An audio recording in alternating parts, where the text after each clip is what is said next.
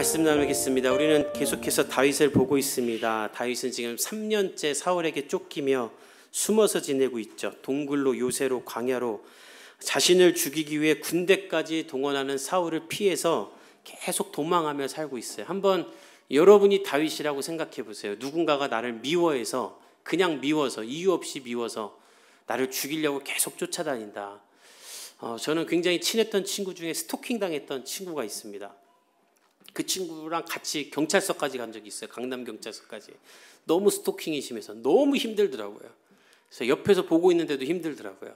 근데 다윗은 사울이 자기를 죽이려고 군대까지 끌고 다니면서 수배령을 3년 동안 내리니 얼마나 그 삶이 폐쇄적이고 불안했겠습니까? 인생의 즐거움은커녕 주도적으로 내 삶을 펼칠 수도 없고 늘 짓눌려 살아야 되고 나를 죽이려는 사람들을 피해서 연명하는 지긋지긋한 삶을 계속 사는 거예요.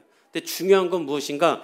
다윗이 그런 고난 가운데서도 피폐해지거나 열등감에 빠지거나 부정적이거나 절망적인 모습이 하나도 없다라는 거예요.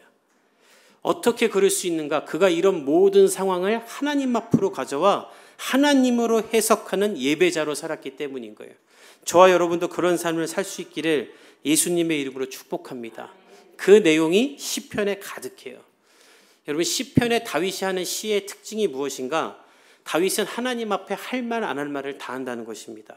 제가 다윗이 했던 하나님 앞에 뭐 이런 말까지 하나 하는 것들만 추려왔어요. 들어보세요. 여호와여 어찌하여 멀리 서시며 어찌하여 환난 때에 숨으시나이까? 이 말은 하나님, 왜 하나님은 만유의 하나님이라면서 나한테 멀리 계세요? 그리고 왜 꼭 내가 힘들 때는 안 나타나세요? 그리고 이런 말도 해요. 개들이 나를 애워쌌으며 악한 무리가 나를 둘러 내 수족을 찔렀나이다. 나를 둘러싸고 나를 죽이려는 사람을 개들이라고 하면서 하나님 앞에, 하나님 개들이 뒤에 뭐를 붙이고 싶은데 주일 예배니까 막 이런 말까지 해요. 또 이런 말도 해요. 내가 모든 대적들 때문에 욕을 당하고 내가 저 인간들 때문에 욕먹고 내 이웃에게는 심히 당하니 내 친구가 놀라고 길에서 보는 자가 나를 피합니다. 하나님이 이제 길에서 보는 사람도 나를 피해 다닙니다. 나 이렇게 비참합니다. 그러니까 다윗은 시편에서 기도할 때 하나님은 거룩하십니다. 이런 기도만 한 게 아니라 자신의 마음속에 있는 모든 억울함과 공허함, 원통함도 하나님 앞에 가감없이 말해요. 사람에게는 한마디도 말하지 않지만 하나님에게는 자신의 모든 감정을 다 토해냅니다. 그 결과 시편은 하나님을 향한 원망으로 시작해서 하나님을 향한 찬송으로 변하게 돼요.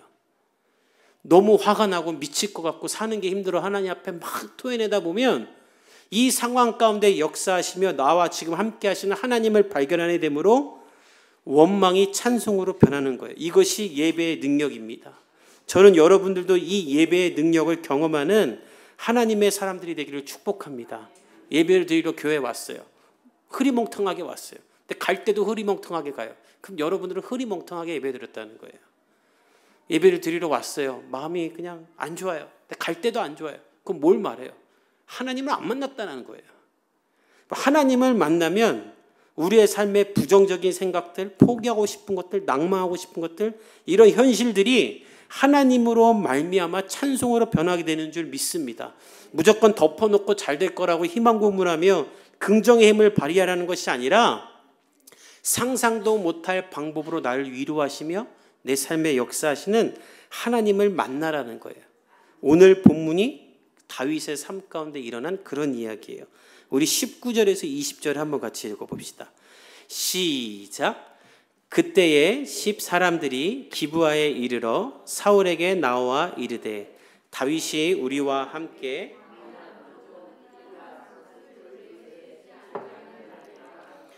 그리하온즉 왕은 내려오시기를 원하시는 대로 내려오소서. 그를 왕의 손에 넘길 것이 우리의 임무니이다 하니. 다윗은 사울을 피하는 중에도 그일라 백성들이 블레셋에게 공격당했다는 소식을 듣고 그일라를 구원하죠. 그때 사울은 다윗을 죽이기 위해 군대를 끌고 그일라로 갑니다. 그러니까 지금 사울이 하는 짓은요, 계속 자기 편 골대에 골을 넣는 거예요. 제가 옛날에 체육대회 할 때 저희 반 담임 선생님이 축구를 하는데 자기 편 골대 파악 안 하고 시작하자마자 자기 편 골대로 가서 골 넣었던 사람이 있어요. 교회에서. 지금 사울이 그런 짓 하는 거예요. 사울은 블레셋을 쫓으러 가야 되는데 다윗을 쫓으러 가요. 그래서 다윗은 어쩔 수 없이 그 사윗을 피해 막 도망다니다가 10이라는 마을, 10 광야로 갑니다. 그때 이 10 사람들, 계속 오늘 10 사람들 할 건데 욕 같죠? 근데 욕하는 거 아니에요. 이 성경에 10 사람들, 근데 욕먹을 짓을 하는 사람들이에요. 그래서 참 희한해요. 이 10 사람들이 다윗이 자기 동네로 온 걸 알고 사울에게 다윗을 고발하고자 기브아로 6km나 걸어가서 사울에게 말합니다. 왕이여, 다윗이 우리 마을로 숨어왔습니다. 이것이 여러분들은 19절과 20절을 보고 있으면 돼요. 우리는 그가 어디에 있는지 정확합니다. 10 광야 남쪽 하길라 산수풀 요새. 우리로 따지면 서울 광진구 자양로 228 승업빌딩 2층에 있습니다. 이렇게 말하는 거예요. 완전히 정확한 주소지를 알려주는 거예요. 그러면서 우리와 함께 있으니 이제 아무 때나 원할 때 내려오세요. 우리가 그를 당신의 손에 넘길게요. 이것이 우리의 마땅히 해야만 할 의무이며 사명입니다라고 사울에게 말해주는 거예요. 그러니까 사울이 이 말을 듣고 깜짝 놀라요. 왜 놀라냐면 나를 도와서 다윗을 함께 잡아줄 사람이 있을 것이라고는 상상도 못했어요. 우리가 보고 있지만 지금 이스라엘 백성들은 사울을 따르고 싶어서 따르는 게 아니에요. 왕이니까 어쩔 수 없이 따라요. 그래서 사울이 명령을 내릴 때마다 성경에는 기꺼이 하지 않았다, 하고 싶지 않았다 이런 말들이 다 있죠. 그러니까 사울도 그것을 알아요. 우리나라 사람들이 내 말을 안 듣는구나. 그러니까 지금 러시아의 푸틴과 똑같아요. 이거 계속 보면 참 사울과 푸틴이 너무 똑같아요. 러시아도 전쟁하겠다는데 러시아 사람들이 도망가죠. 왜 도망갑니까? 이 전쟁이 나라와 평화를 위한 전쟁이 아니라 푸틴이라는 개인의 이기심을 위한 전쟁임을 그 나라 국민들이 아니까 도망가는 거죠. 반대로 우크라이나는 우리나라를 위한 전쟁이니까 참전하는 거 아닙니까? 이스라엘도 그래요. 지금 사울이 다윗 죽이고 싶어서 이 난리를 치는데 우리가 왜 도와? 안 돕지. 다윗이 블레셋으로부터 우리를 구원해 준 사람인데. 그리고 아무도 안 돕는데 이 10 사람들, 이들은 나와서 다윗을 넘기겠다고 하는 거예요. 다윗과 무슨 원수를 지었나? 아니에요. 이 사람들은요, 다윗과 같은 유다 지파의 사람들로 한 형제고 한 자매입니다. 같은 민족이에요. 오히려 다윗을 보호해줘야 되고 돌봐줘야 하며 맞서 싸워야 되는 사람입니다. 근데 왜 잡아다가 갖다 바치겠다고 하는가? 사울이 미치광이이기 때문이에요. 그의 비유를 맞춰주지 않았다가는 다윗을 숨겨줬다는 이유로 전멸을 당한 노베 제사장들처럼 우리도 다 전멸을 당할까 봐 10 광야의 지도자들이 다윗을 사울에게 바치며 알리바이를 만드는 거예요. 사울이여, 우리는 당신을 도왔습니다. 우리는 다윗을 도운 적이 없어요. 우리는 당신의 폈던 사람입니다. 이런 말을 해서 사울이 다윗을 못 죽여도 그것에 대한 책임을 지지 않으려고 먼저 사울을 찾아가 다윗을 고발하는 거예요. 전 이 본문을 보면서 다윗이 옛날 조선시대 때 제주도에 열리던 귤과 같은 존재다라는 생각이 들었어요. 제가 전에도 한번 얘기했지만 조선시대 때는 귤이 너무 귀했대요. 우리는 제일 싼 과일 중에 하나인데 이 조선시대 때, 고려시대 때는 귤이 제주도에서만 나니까 이거를 먹으려면 그 제주도로부터 배로 말로 이렇게 갖고 와서 궁궐에서 먹은 거 아니에요, 한양에서. 그러니까 너무 귀해서 이거를 왕의 하사품으로 쓰던가 왕의 가족들만 먹던가 했대요. 그래서 한양에서 궁궐에서 제주도에다가 직접 이 귤을 이렇게 재배하는 농장을 만들고 관리할 정도였대요. 근데 귤이 육지에서 인기가 너무 많아지니까 귤이 수급이 부족한 거예요. 그러니까 이 땅에 사는 관리들이 제주도에 있는 그 사람들에게 귤을 더 많이 갖다 바치라고. 그러니까 이 제주도에 있는 이 사람들이 자기네 농장에서만 나오는 걸로 이렇게 올려보낼 수 없으니까 제주도에 사는 모든 사람들의 집을 찾아가 그 집에 있는 귤나무에 귤 하나하나를 다 카운트를 하고 나중에 그걸 수거했는데 수거할 때 샜던 것과 개수가 다르면 곤장을 때리거나 그거를 이렇게 돈으로 갚게 하곤 했다라는 거예요. 근데 이게 날이 갈수록 이게 너무 심해지니까 나중에 제주도 사람들은 우리 집에 귤나무가, 제주도는 가만히 있다가도 귤나무가 생긴대요. 그래서 제주도 사는 사람들은 귤을 돈 주고 사 먹어본 적이 없대요. 지금도. 이 귤이 우리 집에 열리면 이건 재앙인 거예요. 그래갖고 젊은 사람들은 막 귤 몰래 태워버리기도 하고 뽑아버리기도 하고 귤이 열리면 우리 집 망했다 이랬다는 거예요.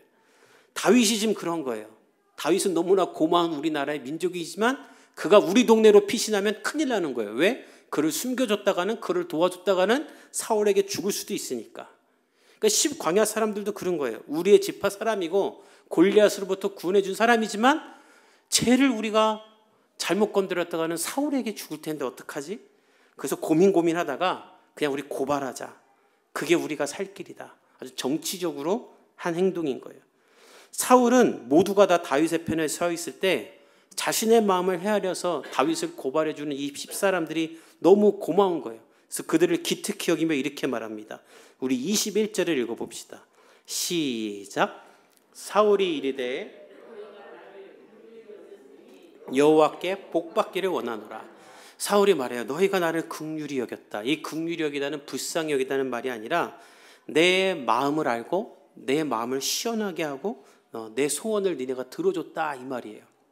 고맙다. 너희가 나를 잘 섬기는구나. 너희를 하나님이 복 주시길 원한다. 여러분 정말 하나님이 복 줄까요? 하나님은 다윗의 편에 있는데 이 말은 사울이 이 10사람들을 가스라이팅 하려고 하는 말이에요.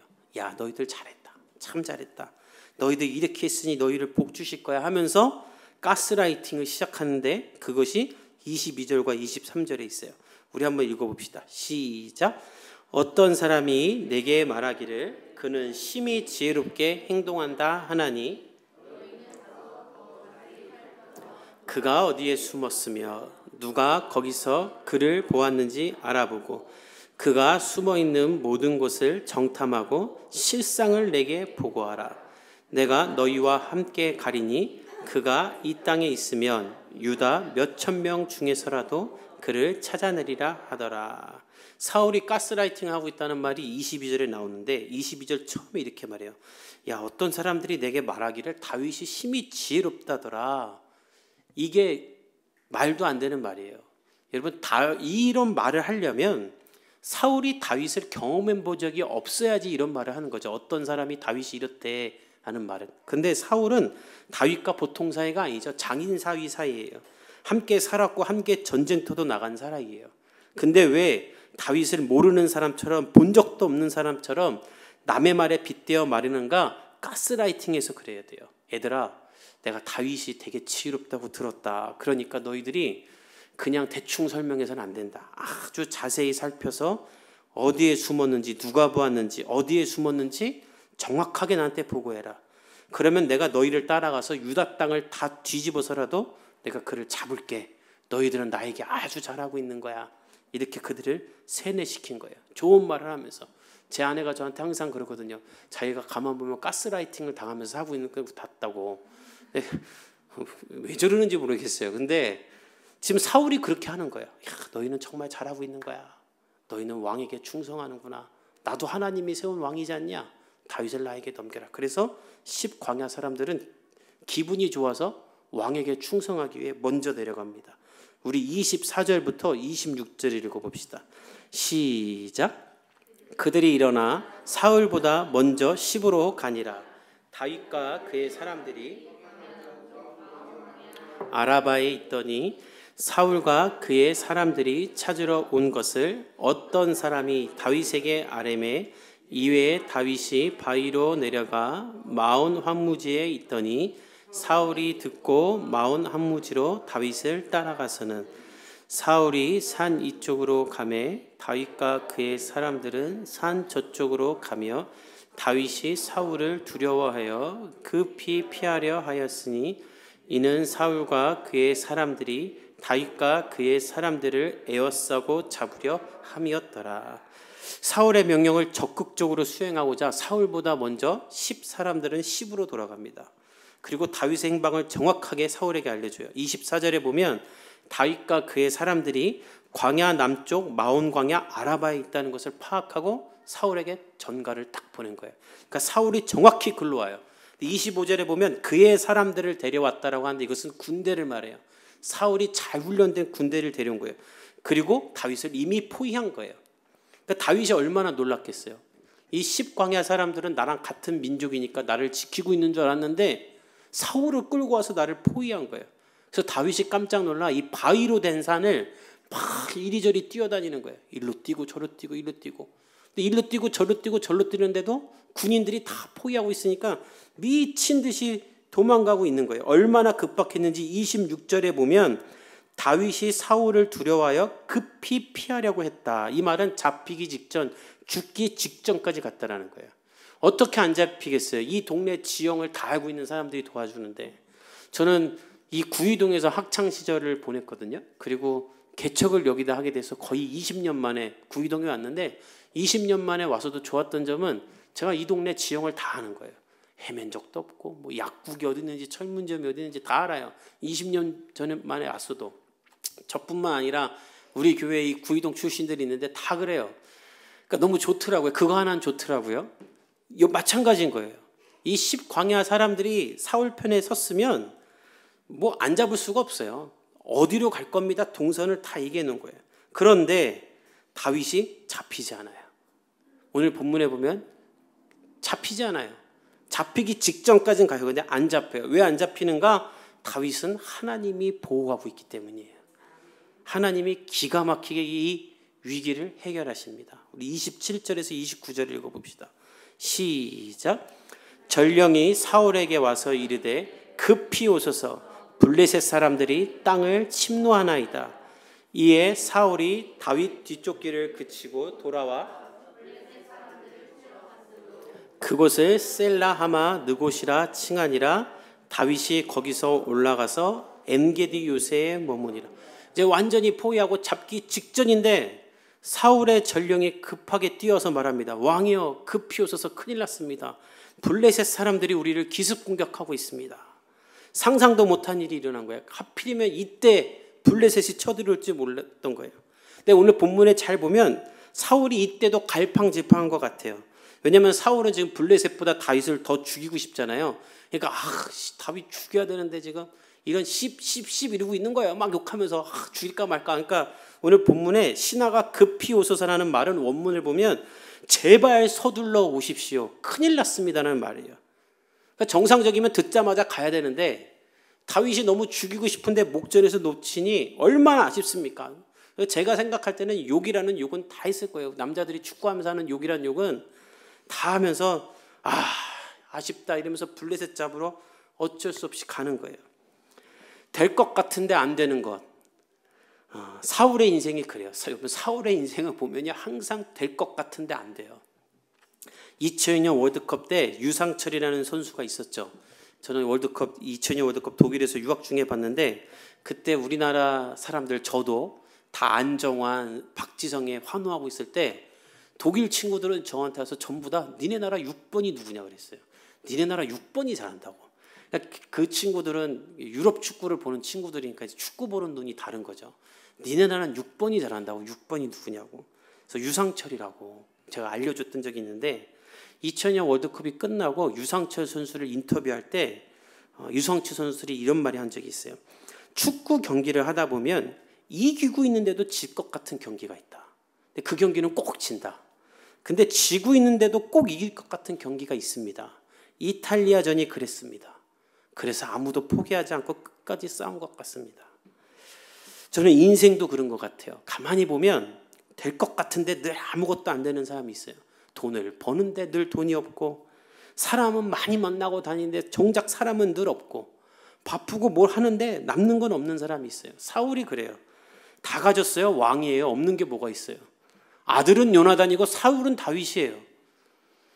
얼마나 훌륭한 사람입니까? 다 가졌어요. 근데 그가 무엇을 잃었습니까? 다 가졌지만 하나님은 떠났고 다 가졌지만 악한 영에 시달리고 가정은 파탄하고 다 된 것 같지만 아무것도 못하고 심지어 그토록 죽이고 싶은 다윗을 3년 만에 잡았지만 죽이지 못하는 인생. 그는 왜 이렇게 사는가? 삶의 방향이 틀어졌기 때문이에요. 하나님은 지금 그에게 말하는 거예요. 왜 하필이면 다윗을 잡기 직전에 블레셋을 보냈을까요? 야, 네가 잡을 건 다윗이 아니다. 내가 너 다윗 죽이라고 왕이라고 세웠냐? 블레셋을 물리치고 즉 하나님을 대적하는 악한 것들을 물리치고 하나님의 나라를 세우라 했거든 뭐 하는 짓이냐? 하나님이 사울의 방향을 틀어버리시는 거예요. 저는 오늘 이 예배 가운데 사울과 같은 삶이 있다면 여러분의 삶의 방향을 하나님이 돌리시기를 예수님의 이름으로 축복합니다. 그런데 다윗은 그 반대예요. 늘 안 될 것 같은데 되는 인생이에요. 지금 죽을 것 같은데 안 죽어요. 지금 죽었어야 돼요. 근데 살아요. 왜? 하나님이 그를 살리시는 거예요. 얼마나 기가 막힌 한수입니까? 죽기 직전인데 하나님 블레셋 보내버려요. 그러니까 너무 쉽게 해결하시는 거예요. 그래서 다윗은 이 사울과 분리된 곳을 셀라하마 느곳이라고 부르기 시작한데 이 뜻이 분리의 하나님, 하나님이 사울과 나를 떼어놓아 주셨다라는 말이에요. 이 사건을 두고 다윗은 훗날 이런 고백을 합니다. 우리 자막을 통해서 함께 시편 40편 2절을 한번 같이 읽어봅시다. 시편 40편 2절 시작. 나를 기가 막힐 웅덩이와 수렁에서 끌어올리시고 내 걸음을 견고하게 하셨다. 다윗이 나중에 나이가 들어서 보니까 야 진짜 하나님이 나를 기가 막힐 웅덩이와 수렁, 내가 빠져 죽을 수밖에 없는 곳에 있을 때 하나님이 나를 건지셨구나. 건지셨뿐만 아니라 내 발을 반석 위에 두고 견고하게 하셨구나. 이 고백을 다윗이 하는 거예요. 하나님의 인도하심과 보호하심을 경험하는 나의 모든 문제를 해결하시는 하나님을 만났기 때문에 이런 고백을 할 수 있었던 것이죠. 여러분, 이 인생이 도망자라 할지라도 어찌 실패한 인생이며 실패를 향해 가는 인생이라고 말할 수 있겠습니까? 누가 봐도 고난 중에 있지만 하나님이 사용하기 위해 준비하는 인생인 것이죠. 저와 여러분이 이 다윗과 같은 삶이 되기를 예수님의 이름으로 축복합니다. 비록 지금 아무것도 잃은 것이 없고 쫓긴 듯이 살고 힘에 부치며 살지만 하나님의 손이 나를 붙잡고 있음을 경험하며 넘어지지 않기를 예수님의 이름으로 축복합니다. 특별히 다윗처럼 하나님 앞에 정의와 공의를 행할 때마다 어려운 일이 있을 수가 있어요. 이 세상은 어쩔 수가 없어요. 여러분이 오늘 본문 직전이 무슨 본문인지 아세요? 요나단이 다윗을 찾아와서 위로해요. 하나님이 너와 함께 있을 거야. 하나님 안에서 힘을 얻어라. 그 말을 듣자마자 다윗을 죽이려는 10사람들이 나타나요. 이게 무슨 말입니까? 정의와 공의를 내가 아무리 행하고 살아봤자 우리 주변에 있는 정치질하는 사람들은 그런 우리를 이용하고 우리를 죽이려고 하지 우리를 건져주지 않는다는 거예요. 그래서 다윗처럼 이용만 당하고 버려지기가 십상이고 억울한 일 당할 때가 많아요. 그러나 성경은 무슨 말 하는가? 걱정하지 말라. 기가 막힐 웅덩이와 수렁에서도 너의 삶의 문제를 해결하시는 하나님이 있다는 것입니다. 그 하나님을 바라보며 저와 여러분이 온전한 예배자가 될 수 있기를 예수님의 이름으로 축복합니다. 예배드릴 때 하나님은 나의 힘입니다. 하나님은 나를 건지시는 하나님입니다. 하나님이 나의 길을 인도하십니다. 내가 넘어지나 아주 엎드려지지 않을 것이며 안 될 것이나 될 것이며 끝날 것 같으나 내 삶의 문제를 해결하시는 하나님을 찬양합니다. 주님 나를 도와주십시오. 이 고백을 할 때 하나님이 기가 막힌 웅덩이와 수렁에서 여러분을 건져주실 줄 믿습니다. 그런 삶이 되기를 예수님의 이름으로 축복합니다. 우리 함께 기도하겠습니다.